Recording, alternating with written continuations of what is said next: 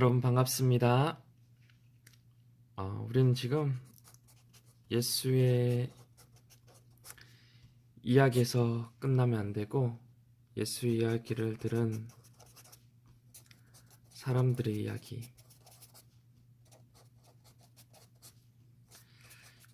나의 이야기에까지 나아가기 위한 길찾기 여정을 하고 있습니다. 이것을 위해서 이 중간 과정이 중요하다라는 이야기를 계속해서 하고 있습니다.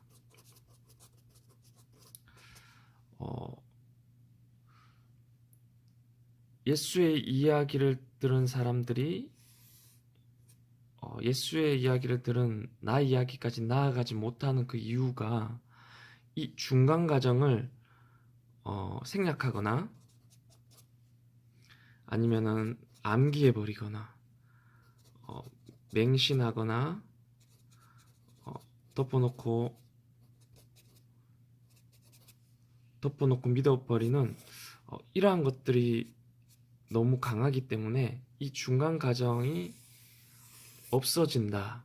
그래서 이 중간 과정이 중요하다는 이야기를 했습니다. 그래서 특히나 이 한국 기독교 안에 이런 부분들이 많이 있기 때문에 우리는 인위적으로라도 성경을 질문지로 여겨서 보기로 했습니다. 그래서 첫 번째 질문을 했죠.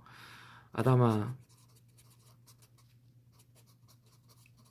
네가 어디 있느냐? 란 질문. 이것을 직선적으로 표현하면 어떡합니까? 네가 사는 그 길이 옳냐? 옳으냐? 현 주소를 한번 점검해 봐라 라는 문제 제기를 했고, 두 번째 베데스다 38년 병자에게 네가 낫고자 하느냐? 그 질문 통해서 우리는 스스로에게 이렇게 질문합니다. 내가 바라던 길이 그 길은 아니었지 않는가? 나의 현 주소를 돌아보고 내가 정말 바라던, 진짜로 원하던 거는 그 주입된 욕망을 따라 사는 게 아닌데 하면서 다시 한번 우리들의 삶을 성경을 질문지 삼아서 점검하면서 이 중간 과정을 뛰어넘지 않고 이 중간 과정을 채워보려는 시도와 노력들을 하고 있는 것입니다. 그러니까 이러한 시도들은 기존의 자신을 깨뜨리는 과정이라고 할 수 있습니다. 이 깨뜨린 과정을 통해서 깨달음도 얻게 되고 진정한 회개, 돌이킴이 또 일어날 수 있겠죠.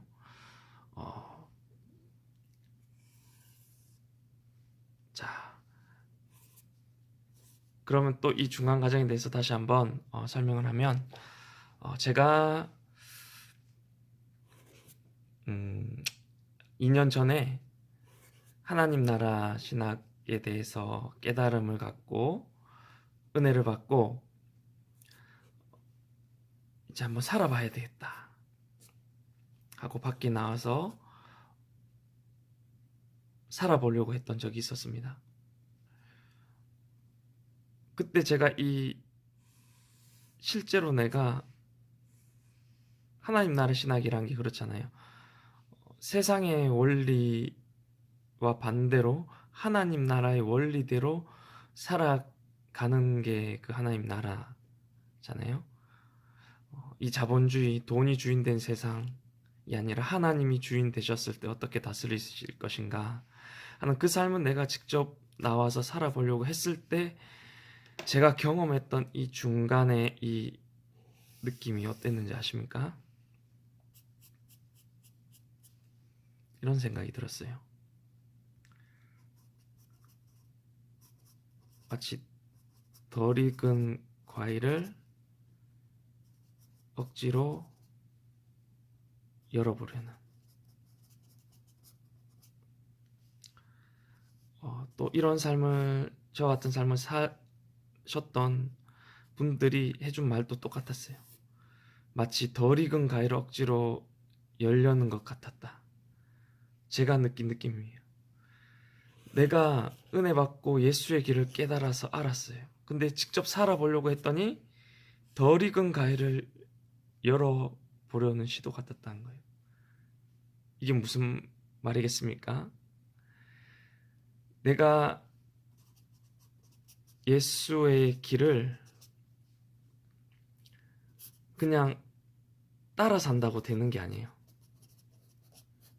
따라 산다고 되는 게 아니라 중요한 것은 내가 예수와 같은 사람이 되어야 된다는 거. 이거 굉장히 중요합니다. 예수의 길을 내가 따라서 걷는다는 것과 내가 예수와 같은 사람이 된다는 게 다르다는 거예요. 이 중간 과정이 없이 그냥 가면은 예수의 길을 그냥 따라 사는 사람이 됩니다. 다시 말해서 변화되지 않은 채 거룩함의 요구 사항들을 따르는 삶이 가능하다는 거예요. 다시 변화되지 않은 채 거룩함의 요구 사항만 따라서 하는 것들이 가능하다는 거예요. 이게 어떻게 보면 위선이 되겠죠. 위선적인 삶이 돼요. 남으로 사는 삶 같은 거. 자기는 없이 남으로 사는 삶. 이게 생각보다 한국 교회에 많다는 거예요. 그 이유가 뭡니까? 이 중간 과정이 없기 때문이란 거예요. 요셉이 그 수많은 시련을 겪어서 어떻게 그렇게 나를 이리로 보내는 당신이 아닌 하나님이고 많은 백성의 생명 구원하게 하셨다. 그것이 나의 존재 이유다라는 것을 찾기 위해서 이 중간에 이 과정이 있었다는 거예요.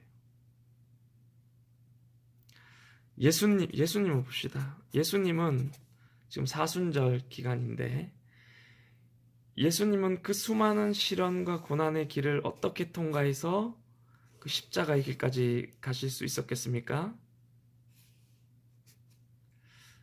제가 요즘 그 이태원 클라스를 뒤늦게 이제 보기 시작했는데 여러분 보셨습니까? 야, 제가 이거를 보면서 요즘 사순절 기간에 묵상하고 있었어요. 박세로이라면 어떻게 하셨을까? 나의 이런 상황에 박세로이라면 어떻게 하셨을까? 그것을 지금 묵상하게 되는데 박세로이가 어떻게 말합니까? 이 약육강식의 승자 독식의 그런 것과는 나는 반대로 한다. 난 반대로 승부한다. 이 세상의 구조와 완전 그 예수님처럼 반대로 승부한다 그러잖아요. 그래서 박세로이라면 어떻게 하셨을까? 그러니까 좀 예수님께서 걸어가셨던 그 길은 십자가의 길은 세상과는 정반대죠. 정반대의 길을 갔어요. 근데 예수님이 어떻게 가셨겠습니까? 그냥 신이시니까 가셨다 그런 거 하지 않기로 했잖아요. 참신과 참 인간의 모습을 가지신 그 예수님을 생각할 때 어떻게 가셨겠습니까? 이 사이에 어떤 과정이 있었습니까? 지난 시간에 얘기했던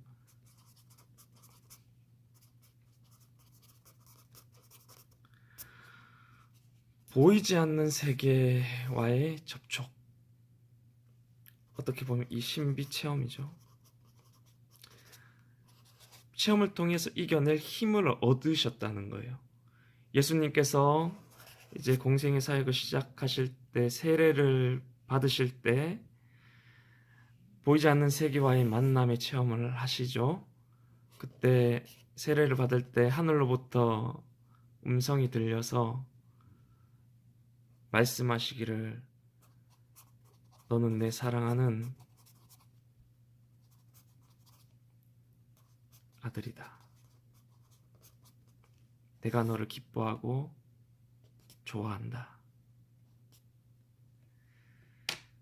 그 말씀을 들은 예수님이, 그러한 신비를 깨달은 예수님이 이 세상의 반대와 고통과 고난과 죽음이 가득한 세상을 묵묵히 걸어갈 힘을 얻습니다.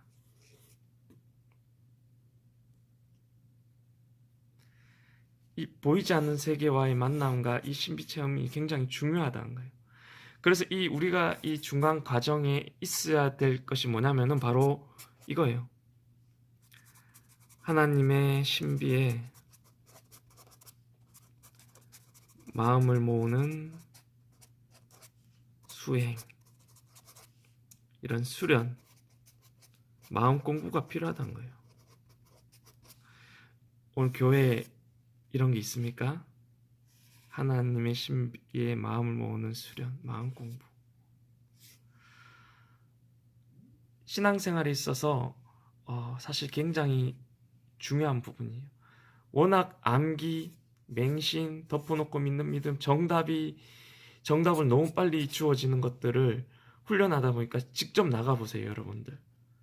덜 익은 가위를 억지로 열어보려는, 나 자신이 변화되지도 않은 채 거룩함의 요구사항만 따르려는 그런 위선적인 종교인이 되어버린 현실을 바라보게 된다는 것입니다.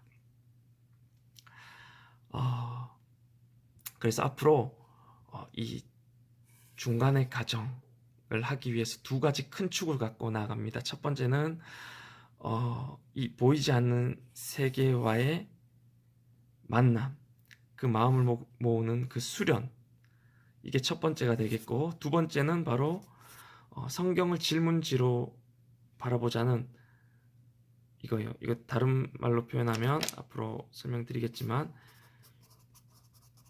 미드라시적 해석법을 통해서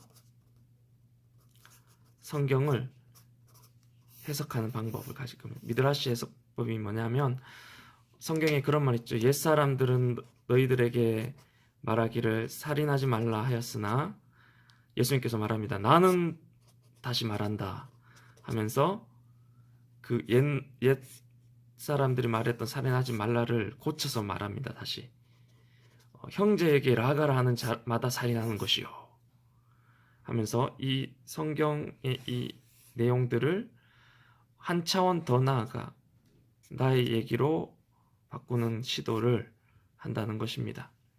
앞으로 이 두 가지, 첫 번째와 두 번째 이 두 가지 틀을 기준으로 삼아서 계속해서 예수의 이야기를 들은 나의 이야기까지 나아가는 그 여정을 함께 나갔으면 좋겠습니다.